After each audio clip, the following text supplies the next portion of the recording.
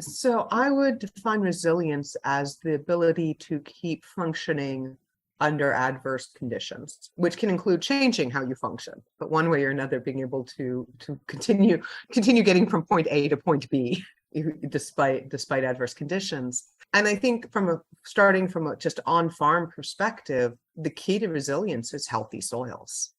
This episode of Voices from the Field is the first of a two-part series on a new project called the Texas Soil Wealth Alliance. NCAT's team on the project, Climate Smart Agriculture Coordinator Elise Haschke and Sustainable Agriculture Specialists Robert Maggiani and Darron Gaus, join other organizations and producers involved in the project to spread the word. Let's listen. All right, welcome. My name is Darron Gaus, and I'm a Sustainable Ag Specialist for the Southwest region based in San Antonio, Texas. I joined the NCAT team about 6 months ago. I'm joined today with Elise Haschke, the Climate Smart Agriculture Coordinator for NCAT, as well as veteran of NCAT's many sustainable agricultural missions, Robert Maggiani. Elise and Robert invited me to work with them on a project called the Texas Soil Wealth Alliance, and I want to find out more about this alliance with you all here today. So Elise and Robert, welcome. Can you tell me how the idea for a Texas Soil Wealth Alliance came to be? Sure, Darron. Thanks for hosting this. I'll just say, thinking back about a year and a half ago, a number of us here working in the Southwest Regional Office were working on a project, which we still have ongoing, called Soil for Water. It's now actually even bigger than it was a year and a half ago. It's a national effort to put together a collection of producers and researchers to address that whole question, all the questions that you might think that would come up about soil for water, how to get soil health so you have more water in your land. And so at that time, we were also watching USDA come out with a lot of opinions and statements that related to what they were calling and are still calling climate smart agriculture. And so since we're an organization that really interacts quite frequently, all the time really, with USDA, we were just hypothesizing here about how do we put together maybe a perspective from the whole soil and water, and then how to join it with climate smart agriculture. And so we put together a thought effort to come up with maybe we needed to organize something here in Texas that would deal with those two questions coming together. That's what I remember. Yeah, and I would add to that thanks to that thought effort that y'all had in the Southwest office, I was able to come on board as a contractor and start kind of thinking about what a potential climate initiative or climate focused programming would look like. So I was working very closely with Colin Mitchell, who was a sustainable ag specialist at NCAT at that time.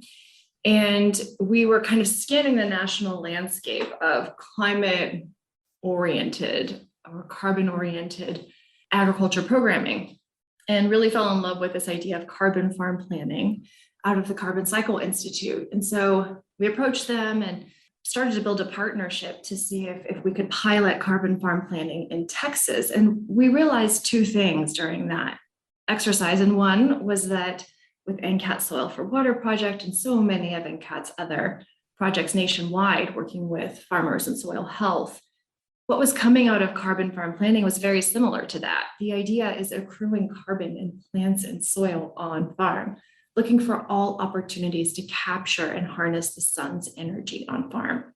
So there was that tie-in with NCAT programming really boiling down to soil health. All of this is coming down to soil health. And the second piece of that was, we're not the only ones in Texas that are talking about soil health. NCAT's not the only organization, and NCAT's very much about being a connector and a collaborator with external partners and producers, meeting producers where they're at. And so we thought, well, we need to actually zoom out. And before we bring this new carbon farm planning idea to Texas, we need to really understand, well, what's the landscape of technical assistance and support that relates to soil health, climate resilience, mitigation. And we see a lot of groups in Texas that are working with landowners, and their work is boiling down to soil health. There's the Audubon Conservation Ranching Program. There's the Texas Coastal Prairies Initiative. I believe Texas Wildlife Association is working with growers and producers. So a lot of groups are really supporting the adoption of practices on farms and ranches that build soil health and habitat. So that's how the idea of bringing together an alliance came together. Well, that all sounds really important, and I'm glad to hear this kind of origin story. So what are some of the Texas Soil Wealth Alliance's goals? Great question. So we have a few goals that we've landed on collectively, and I'll just kind of name them out. So the first goal is to improve soil health and carbon accrual in Texas agricultural lands, carbon being a driver of farm ecosystem dynamics. Second goal is to perpetuate the economic viability for Texas ag producers for generations to come. This is the idea of ensuring that they're prosperous and there's generationality in being able to manage the farm across generations. The third is to enhance farm and ranch resilience to extreme weather conditions. Another goal is to conserve wildlife habitat, biological diversity, and our Texas natural resources.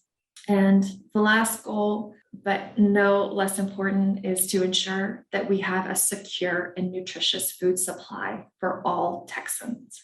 And that takes a lot of people and organizations working together across the board. Certainly sounds like it. Who are some of those folks working with y'all on the Texas Soil Wealth Alliance? Working in a food system, there are a lot of different actors, from the farmer all the way to the consumer. All of us are consumers, of course, who actually eat the food that we're talking about growing and raising. But for the original advisory board, we put together some thinking, and we asked different people from different organizations to come join us, and have been lucky to get a number of really, really fine academics. For example, we got Dr. Nicole Wagner from Texas State. We got Dr. Griffin from Prairie View. We got Willie Durham from the NRCS Central Technology Center up in Fort Worth. We have some farmers, as you would guess. We have Tia O'Carroll, who's a fairly large-scale organic grain farmer.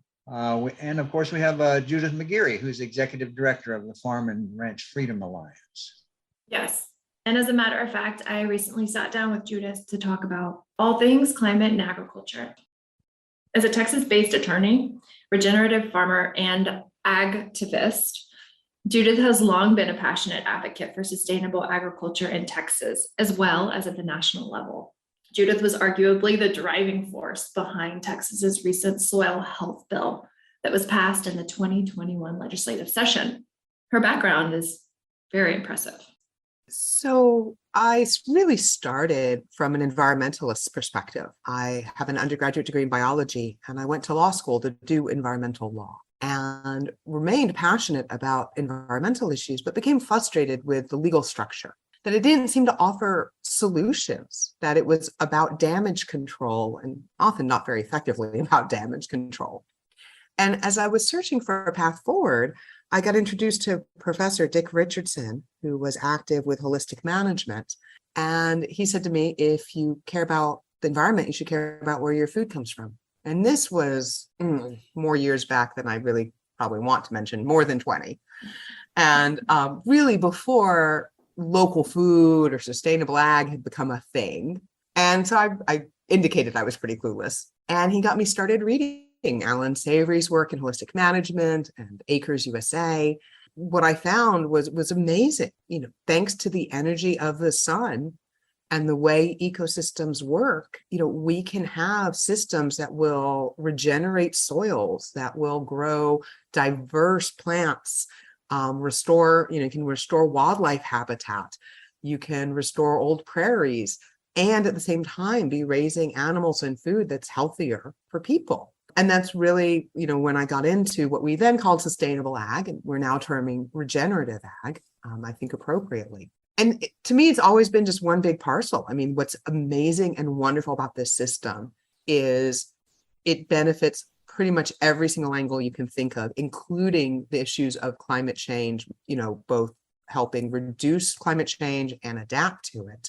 And the only losers, frankly, are the people who are making a lot of profits off the current system. Wonderful, Judith. Thank you. I agree with that last sentiment.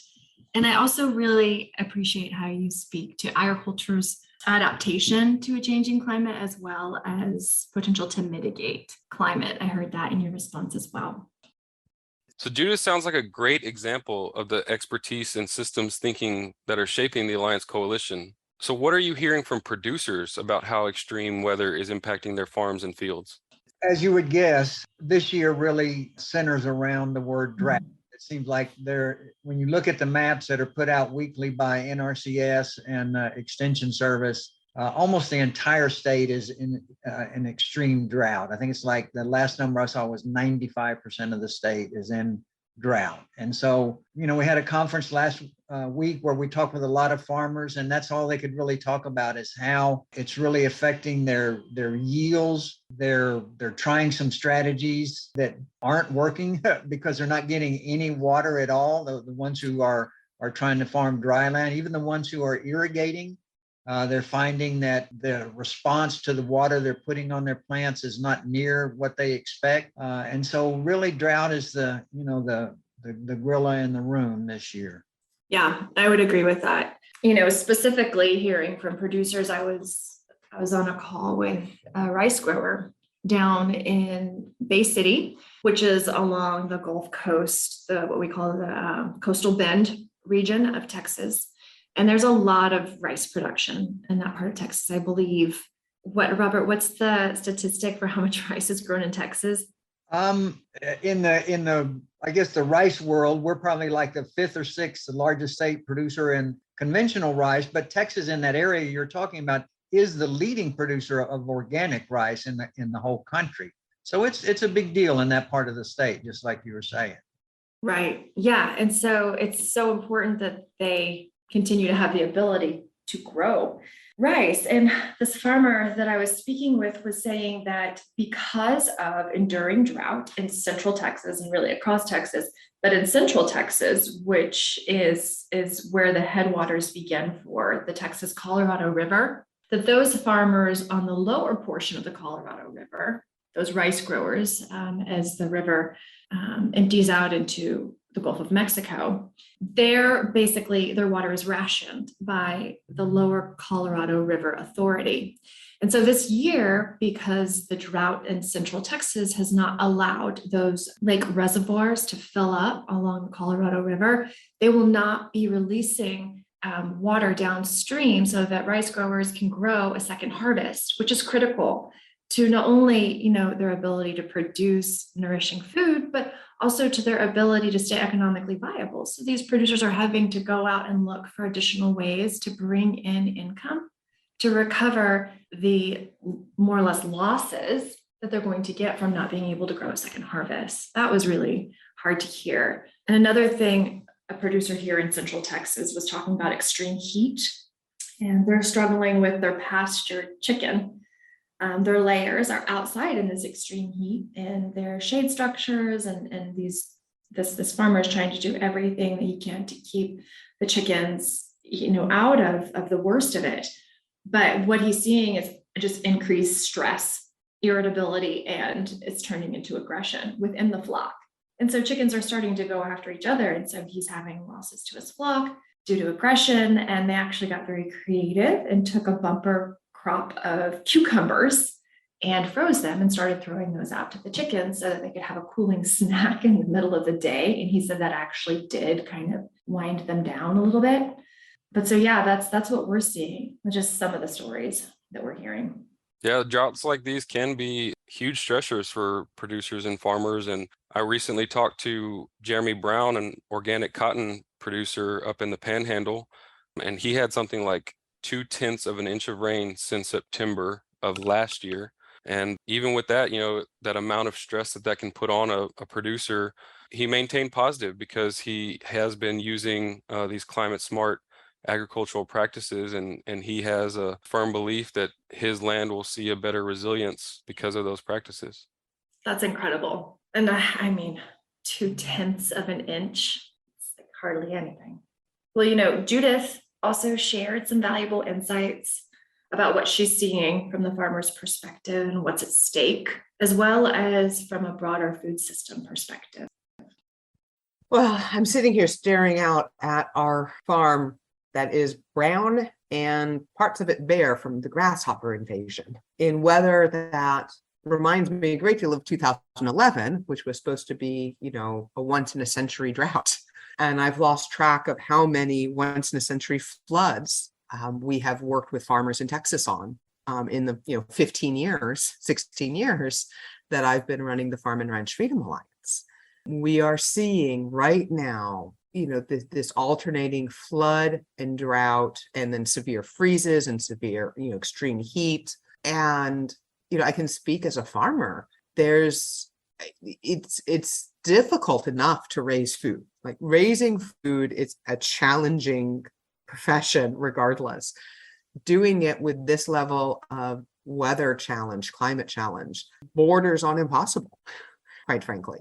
And people are finding ways through, but absolutely it is going to affect the price of food. It is going to affect the quantity of food we're able to raise. It will be affecting in the long term, basic food security, the ability to simply raise enough food for our communities. And it's hard for people to understand that. I think it's maybe a little easier post-COVID when they saw grocery store shelves go empty because of supply chain disruptions.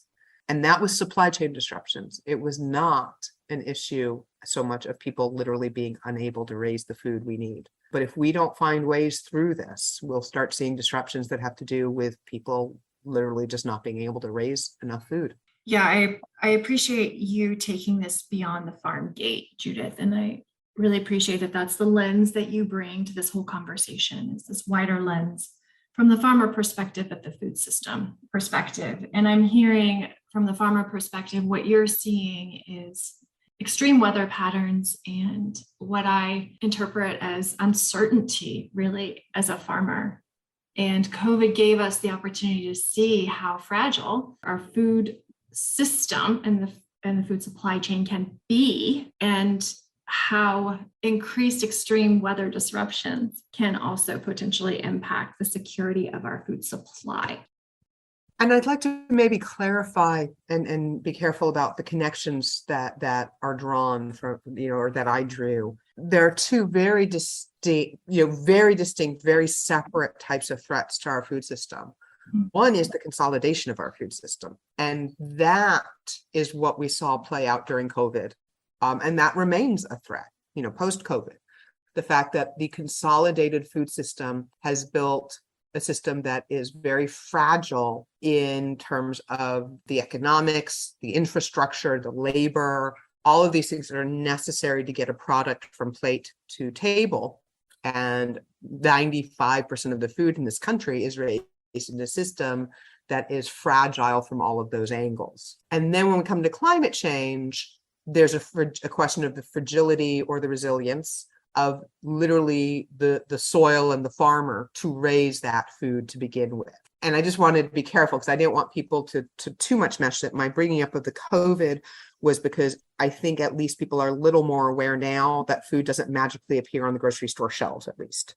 That grocery store shelves can run empty, and we need to start understanding what's happening with our food system. Judith did a really great job summarizing various climate impacts to producers, as well as addressing the fragility of our food system. So what can we do about it? Funny you ask, because I had the same question. It's this idea of resilience and our adaptive capacity paired with our ability to head off the worst impacts of climate change. And Judith's definition of resilience was very straightforward. And her perspective on the key to resilience on farms and ranches boiled down to two simple words: healthy soils. So I would define resilience as the ability to keep functioning under adverse conditions, which can include changing how you function, but one way or another being able to continue getting from point A to point B, despite adverse conditions. And I think starting from a just on-farm perspective, the key to resilience is healthy soils. when you can build organic matter in the soil, you build an immense degree of ability to, first of all, capture water so that when there are massive storms, whether they're hurricanes or just, huge rain events, you can significantly reduce flooding. You capture and hold that water in the soil like a sponge. And that in turn then means that there's a great deal more resilience when there's a drought because the soil's held that water. So, and we've seen this over and over. We saw it with some of our farmers who went through Hurricane Harvey. One of them had, over 50 inches of rain and had no flooding on his farm, even when the conventional farms down the street were literally hip deep in water. Yeah, the pictures are stunning because he took pictures of his place and the farm half a mile down the road, and you can't believe it was the same day. Except I know this guy, and I know how he farmed, and I know that what he's saying is possible when you farm that way. So you do that. You also build a little bit of resilience to temperature extremes. There's still plants are going to be at some point in the heat, it kills them. And at some point in the cold, it kills them. There's non-flexible barriers there, but in healthy soils, in nutrient rich, organic matter rich soils, they will, plants will, survive the stress better. That you've got a little bit more edge there. So you build in this resilience from the soil up. And the thing is, there are specific things that you can do to adapt, and there's specific things you can do to mitigate. Two different terms: mitigating being trying to reduce climate change, adapting being able to adapt to climate change. Sometimes there are specific strategies that are one or the other. So when we are looking at planting fruit trees, we have a very, very tiny orchard and we keep looking to expand it.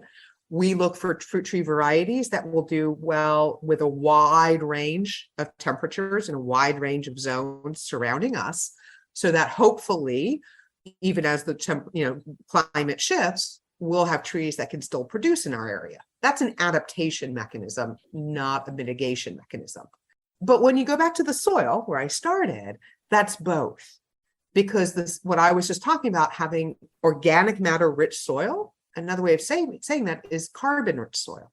So building your soil to create this sponge that can capture water and release water during droughts and help a little bit with, plant stress and resilience, also captures and sequesters carbon from the soil or from the air, captures carbon from the air in the soil, and thus is a climate mitigation strategy also. So, one of the big barriers is that although there is a fair amount of knowledge out there already among groups like NCAT and holistic management and many other groups around the country about how to build healthy soils and what, things that will improve, the resilience and the productivity of farm and ranch land, the main sources of information, i.e. the universities, the extension services, are largely captured by large industry interests. So there's very little publicly funded research.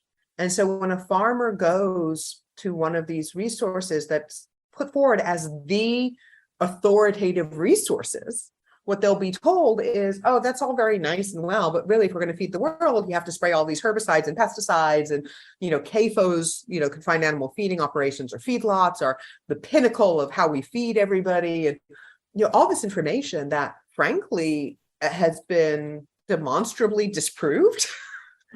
But when you're funding the research with dollars from Cargill and Monsanto and Syngenta and the rest, the research ends up designed in ways that support these old conclusions from 50 years ago.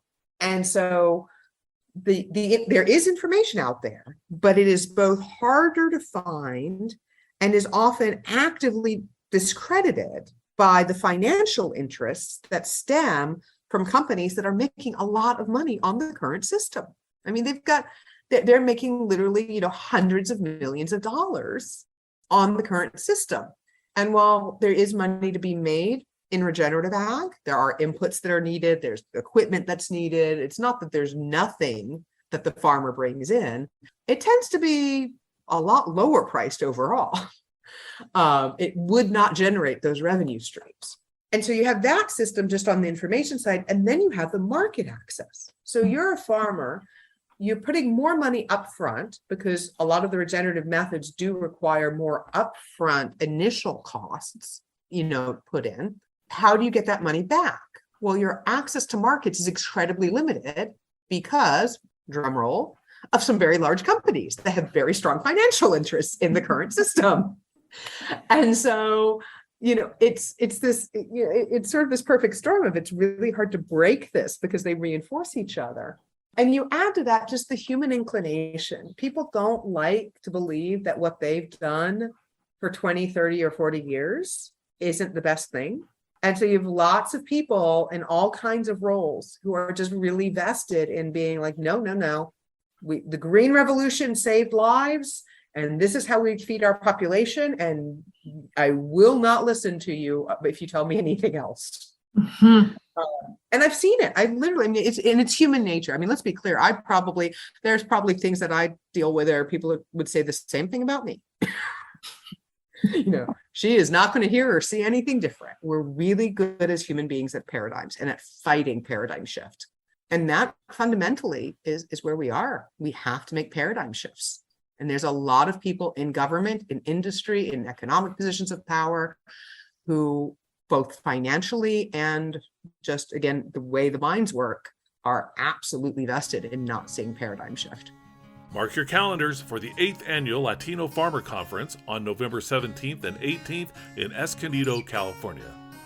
This annual Sustainable Agriculture Conference brings together Latino farmers, the agriculture industry, and advocates for sustainability. Join NCAT and NRCS for 2 days of workshops, local farm visits, networking, and learning, all in Spanish. Register today at latinofarmerconference.ncat.org. Man, you bring up so many good pieces, Judith, in talking about the interconnected and reinforcing nature of these barriers, I think is a great way to summarize it. This is reminding me of a panel at the Southern Family Farmers and Food Systems Conference that your organization just hosted in San Marcos, Texas. And Wayne Knight with HMI, Executive Director of HMI, was there, and he was talking about climate resilience, as well as Patty Levera, who is a farming and food consultant in DC, advocacy consultant. And what they boiled it down to, one of the points was that change is fundamentally hard. Change is fundamentally hard. And we have to celebrate successes, however small they are, and continue to build community around successes in order to slowly start transforming this monstrous seeming institution of what the food system has become.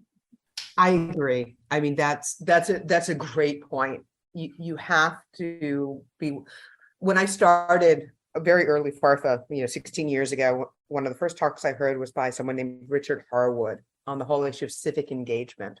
And he was criticizing nonprofits and government, but particularly also nonprofits, for basically making lots of promises to people, making it sound like if we just get this bill passed, or if we just get this person here or this program going, everything changes. And he was just talking generally. He wasn't talking about ag. But he said, if you're going to be honest, what you're going to say is it took us several decades to make this mess. And it's going to take us probably a couple of decades of serious, committed, strategic work to turn it around. And that doesn't do great for your fundraising. That's not what they teach you when you try fundraising for nonprofits. But I agree with him. It's true. We have to be honest about it. And that means celebrating the victories along the way.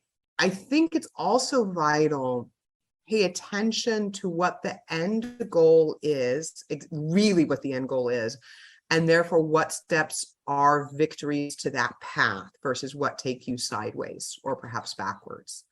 And I bring this up, some conversations I've been having with people about policies around regenerative agriculture. And I think there's a divide within the movement. And on one side of the movement are primarily, I'd say, dominated by sort of the farmer voices, there is a belief that regenerative ag is inextricably intertwined with the people on the land.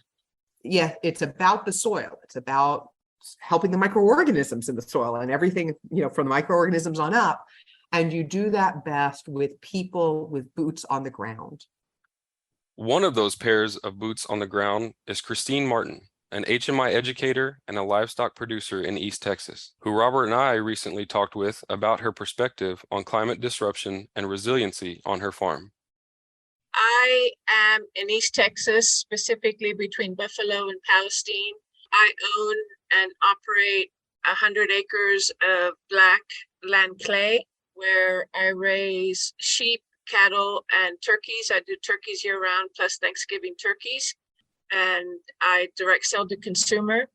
I started all of this back in I moved to Texas 21 years ago. So 20 years ago, I started this. And my primary reason for doing all this was I got sick and I realized that the food that I was eating was making me sick. So I was having to drive 3, 4, 5 hours to find food that I could eat. And then I decided that I'd start raising it myself. And in the process of learning how to raise all this food for myself, I started looking into how does managing land work? How do I integrate livestock? How do I do crop productions? I was a newbie. So I was self-taught until I was introduced to Holistic Management International through their Beginning Farmer Rancher course that they offered back in 2015 and 16. And I learned about ecosystems. I learned about bringing everything back to your context. I learned about goals and planning and all the different tools that we have available to manage our land. And then I started geeking out and getting nerdy about, okay, well, if I'm doing this for health reasons, then I need healthy animals. But how do I get healthy animals without all these inputs? And so healthy soils became my goal. And I've been trying to learn that ever since. We're talking kind of today through the lens of the Texas Soil Wealth Alliance. And so I'm interested in talking to you about how your operation might have been affected by climate change. So when we're land stewards, we're completely dependent on the climate, and learning how to address Mother Nature's curveballs is always an ongoing battle. I've been specifically on this property for the last 3 years, and I never thought I'd experience 2 weeks of snow on the ground that we had 2 years ago. I didn't expect snow earlier this year, right? So learning how to adjust to these events is something we all have to deal with. Now, whether they're a result of climate change, possibly. I think a lot of the reason we have climate change is how we're doing mass agriculture, how a lot of the conventional, let's call it conventional agriculture is being done. The bare soil is certainly affecting the water cycle, the mineral cycle, the biological community, the energy cycle. And there has to be consequences to that. And the consequence is that we're getting hotter, we're flooding, we've got erosion, we've got deficiency in nutrition in the soil, which then leads to a low nutrition in the food products that we're producing from the soil. A lot of people, to combat all that, they're using fertilizers and chemical inputs that we don't have long-term studies to analyze what the consequences are. My personal bias is that as a nation, we are sicker because of how we're growing our food. And so the climate change is affecting our health as a nation. And so I've been very conscientious here on my property that I'm working with nature so that we can have a healthier functioning ecosystem, so that we can have healthier animals and healthier humans. All right, so another question I wanted to ask you in your operation was how do you think about carbon? And that, that kind of relates to this climate change aspect as well. And so Are you trying to sequester more carbon in order to mitigate climate change, or are you using the animals to just produce a healthier pasture land and that in turn sequesters more carbon, or how do you view carbon in your operation? Well, without carbon, we're not going to live. We're not going to survive. So it's very important that my management practices help sequester as much carbon as we can. You know, part of the reason we have climate change is because of the amount of carbon that's in the atmosphere rather than in the soil. I think the Texas average for carbon in the soil is at about 1% organic matter. We need that to be much higher. I have the benefit that with my blackland clay, because I have clay soil, I started off with a higher carbon level. My organic matter is closer to 2.5.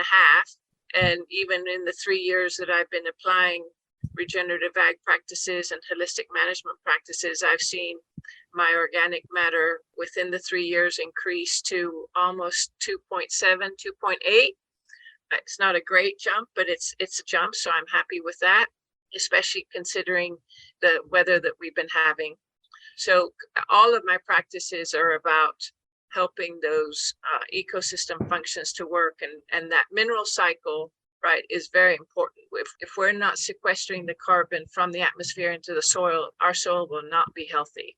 I'm using planned rotational grazing, and so I'm making sure that the animals, that the sheep, the cattle, and the turkey are at the right place at the right time for the right reason, and to manage my lands accordingly. And because of my drought management plan, I have combined my herd with my flock. So I now have a flurd, and I have them grazing together so that I can allocate the forage I do have to make it last longer. It seems that connecting values-aligned organizations and spreading knowledge base through mentor farmers will play a major role in the Texas Soil Wealth Alliance's vision to resolve these climate challenges. Join us next time on Voices from the Field to hear more about the resolution efforts that the Texas Soil Wealth Alliance is working towards. That's it for this episode. Thanks for listening.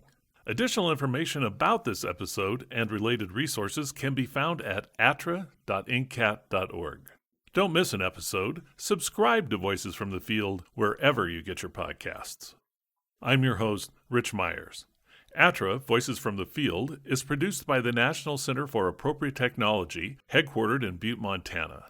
It's supported by the USDA Rural Business Cooperative Service as part of NCAT's ATTRA Sustainable Agriculture program. Any opinions, findings, conclusions, or recommendations expressed in this recording are those of the participants and do not necessarily reflect the views of the USDA or NCAT. We'll catch you again next week, and until then, keep on farming.